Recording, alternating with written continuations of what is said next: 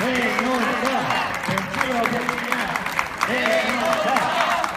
resultado de la votación ha sido más o menos el que esperábamos. Nosotros hemos sido el único grupo que ha votado a favor. El Partido Popular, UPyD y el Partido Nacionalista Vasco han votado en contra.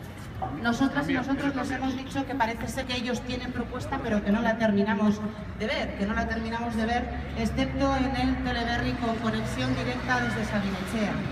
Eso les hemos dicho, y les hemos dicho también que a todos vosotros y vosotras que os están dando portazo y a tanta gente que hoy les han dado portazo, mañana tocarán la puerta cuando empiece la campaña electoral para repartir caramelitos, globitos y votos. Bueno, que sepáis que vamos a seguir con este empeño.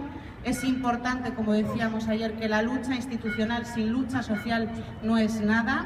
Y en este empeño vamos a seguir, así que ánimo a todos y a todas. Es que ricasco.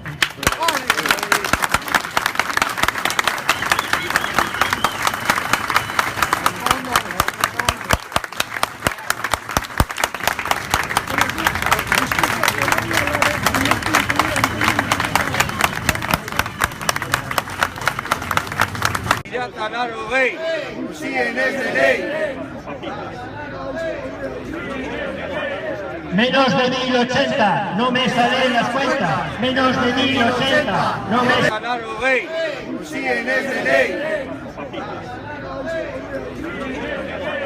Menos de 1080, no me salen las cuentas. Menos de 1080, no me